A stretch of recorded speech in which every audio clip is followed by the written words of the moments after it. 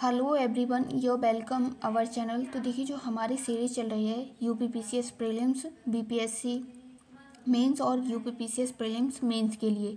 तो यहाँ हम अभी इसमें मेंस का कर रहे हैं। आपको जब भी मेंस देना हो यूपीपीसीएस 2024, 25, 26, तो उसके लिए ये आपके लिए काफ़ी हेल्पफुल हैं, क्योंकि जो टॉपर्स की कॉपियाँ हैं यहाँ से हमें एक बेसिक अंडरस्टैंडिंग मिलती है।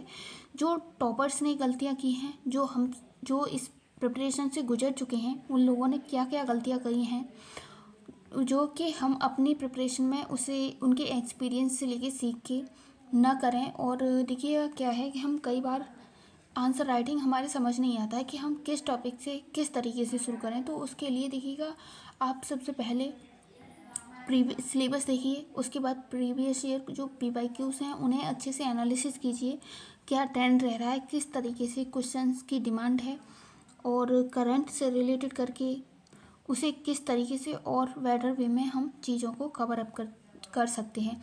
तो यहाँ हम जो टॉपर्स की एचडीएम सर की कॉपी है इसे देखेंगे, रैंक 50 की। तो यहाँ देखिएगा, जो क्वेश्चंस है इसे कराने का बेसिक पर्पज़ यही है कि हमें एक बेसिक आइडिया मिले कि हम किस तरीके से अपनी प्रिपरेशन को शुरू करें, जो गलतियाँ कहाँ कहाँ हमसे गलतियाँ हो रही हैं उन्हें कम करें। और देखिएगा, यहाँ जो टॉपर्स की कॉपी है इससे देखिए आप कई होते हैं जो बिगिनर स्टडी शुरू मेंस का आंसर राइटिंग शुरू नहीं कर पाते हैं कि हम किस टॉपिक से कैसे शुरू करें, तो उसे भी एक बेसिक आइडिया मिलता है टॉपर्स की कॉपियाँ देखने से। तो वही देखेंगे। तो देखिए, यहाँ हम ये ऐसे की कॉपी है सर की, और यहाँ देखिए हमें 150 वर्ड में आंसर देना होता है। 10 मार्क्स हैं एक क्वेश्चन पे। और देखिए इसमें इन्होंने किस तरीके से लिखा है अपने आंसर को इफ़ेक्टिव वे में, वो सभी देखेंगे। देखिए हम यहाँ देखते हैं कि हमारा क्वेश्चन क्या रहा है। तो कुछ अधिकारों को सार्वभौमिक प्रकृति का क्यों माना गया है, उदाहरण सहित व्याख्या कीजिए, ये पूछा गया है क्वेश्चन में। अब यहाँ देख लेते हैं कि इन्होंने इस टॉपिक पे किस तरीके से अपने आंसर्स को लिखा है, और हम अपने वे में इस आंसर्स को किस और तरीके से इफ़ेक्टिव बना सकते हैं या किस तरीके से लिख सकते हैं, वो एक बेसिक आइडिया मिलेगा यहाँ से। तो देखिए यहाँ इन्होंने लिखा है, अधिकारों की उत्पत्ति राज्य से भी पहले मानव जन्म का प्रकृति के साथ ही मानी गई है। जिन्हें प्राकृतिक अधिकार कहा गया है वही राज्य द्वारा प्राप्त अधिकार कानूनी व मौलिक अधिकार कहलाएं। तो ये इन्होंने इस तरीके से अपना इंट्रो दिया है अपनी कॉपी में। और देखिए ये विजन आईएएस का कोई टेस्ट सीरीज ज्वाइन की थी सर ने, तो उसी की कॉपी है। यहाँ आगे देखिए देख लेते हैं इन्होंने किस तरीके से, और ये इवेल्युएट कॉपी है, इवेल्यूएशन की हुई कॉपी है सर की।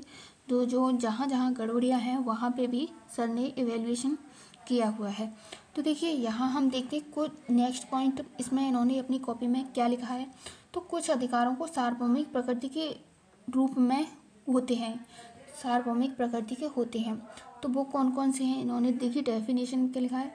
जॉन लॉक की एक परिभाषा देके इन्होंने अपनी बात को समझाया है कि जॉन लॉक सामाजिक समझौता विचारक ने जीवन स्वतंत्रता व संपत्ति के अधिकारों को वैश्विक या प्राकृतिक अधिकारों की संज्ञा दी है। इस तरीके से इन्होंने अपने आंसर्स को लिखा है। सभी तथ्य तर्क संगत हैं। तो ये इवेल्युएशन इनकी कॉपी पे सर ने दिया है। आगे देख लेते हैं इन्होंने अपने आंसर्स को किस तरीके से लिखा है। तो देखिए यहाँ पॉइंट नंबर 2 की बात देखें तो यहाँ देखिए, संयुक्त राष्ट्र संघ के मानवाधिकार का एक सूची जारी की जो वैश्विक प्रकृति की है। जीवन का अधिकार, कानून के समक्ष समानता, मानवीय गरिमा आदि की बात इसमें की गई है।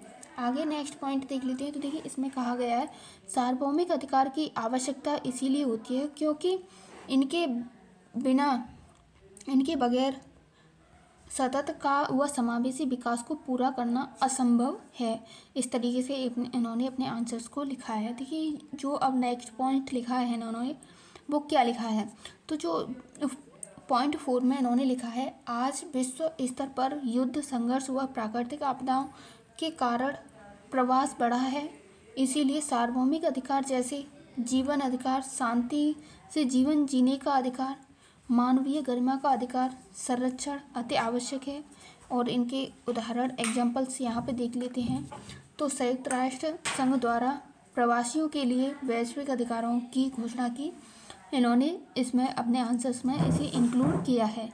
आगे देखिए यहाँ पे जो इवेल्युएशन किया है सर ने, वो भी आप देख सकते हो साइड से। आगे नेक्स्ट पॉइंट देखते हैं जो कि पॉइंट नंबर 5 है। इसमें इन्होंने क्या लिखा है, तो देखिए यहाँ इन्होंने लिखा है आज प्रकृति को भी अधिकार प्रदान किया जा रहे हैं, जैसे कि न्यूजीलैंड में एक नदी को जीवित जीव संबंधी कानूनी अधिकार प्रदान किया गया है। अब यहाँ इन्होंने अपने आंसर्स में निष्कर्ष दिया है, वो किस तरीके से दिया है यहाँ से आप देख सकते हो। 150 वर्ड में ही इन्होंने अपने आंसर्स को समाप्त कर दिया है। तो यहाँ अतः कहा जा सकता है कि वैश्विक स्तर पर स्थायी शांति, मानवीय गरिमा, प्रकृति का संरक्षण आदि वैश्विक मानवीय प्राकृतिक अधिकारों के द्वारा संभव है। इस तरीके से इन्होंने अपना निष्कर्ष दिया है। तो ये हमारा आंसर था, पर इनकी कॉपी को इवैल्यूएशन किया है, अच्छे से किया है सर ने। तो ये देखिए हम कॉपी देख सकते हैं, विजन IAS की है। इस तरीके से हम अपने आंसर्स राइटिंग की शुरुआत कर सकते हैं। बाकी का आपकी कोई क्वेरी हो तो आप कमेंट बॉक्स में जाके बता सकते हो, जिस तरीके आप सभी। तो आज के लिए बस इतना ही। Thanks for watching this video. Next answers next video में टॉपर्स की कॉपी को देखेंगे। तो आज के लिए बस इतना।